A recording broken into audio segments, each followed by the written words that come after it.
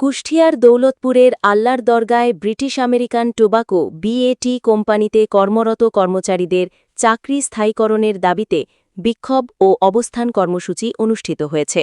মঙ্গলবার বিকেল ৩টায় কারখানা প্রাঙ্গণে এই কর্মসূচির আয়োজন করে আন্দোলনরত কর্মচারীরা। কুষ্টিয়ার দৌলতপুর উপজেলার আল্লার দরগায় অবস্থিত ব্রিটিশ আমেরিকান টোবাকো বিএটি কারখানায় চাকরি স্থায়ীকরণের দাবিতে রাজপথে নেমেছেন কর্মরত কর্মচারীরা।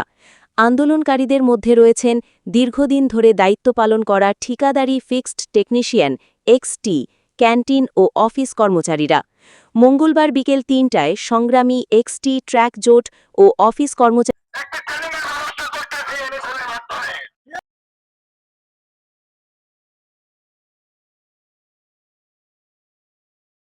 শোষণ করে আমাদেরকে থার্ড পার্টির মাধ্যমে আমাদের এখানে কাজ করাচ্ছে, যেটা যে বাংলাদেশের কোন শ্রম আইনে এই ধরনের কোনো ইয়া নাই যে আমাদেরকে বিএটি সমস্ত কাজ আমাদের দিয়ে করায়, কিন্তু আমাদের রাখছে থার্ড পার্টিতে। আমরা এখানে আমাদের আজকে উদ্দেশ্য, আমরা থার্ড পার্টিতে থাকতে চাই না।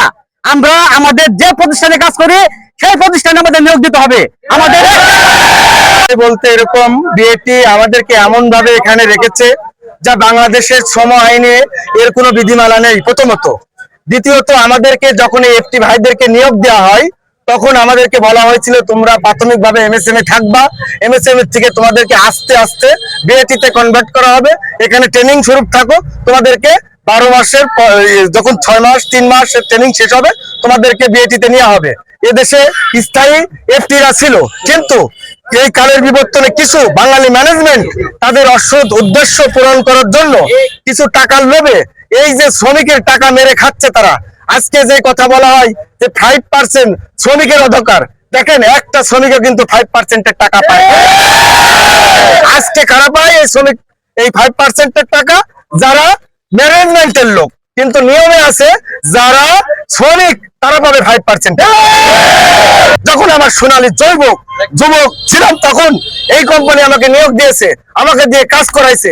আজকে আমার যখন বয়স শেষের দিকে তখন আমাকে বলতেছে তোমার চাকরি নাই, তোমার চাকরি থাকবে না, যে কথা বলবে তার চাকরি থাকে না এখানে।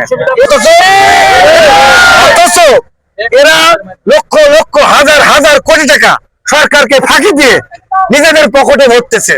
এই কোম্পানিতে নিয়ম হলো যে 5% টাকা পাবে হলো শ্রমিকরা, টাকা পাইব কারা? ম্যানেজমেন্টের লোক যারা, তারা ভাগ বাটোয়ারা করে খেয়ে যাচ্ছে। আমাদের দাবি এবার একটাই দাবি, আমাদেরকে স্থায়ীকরণ করতে হবে।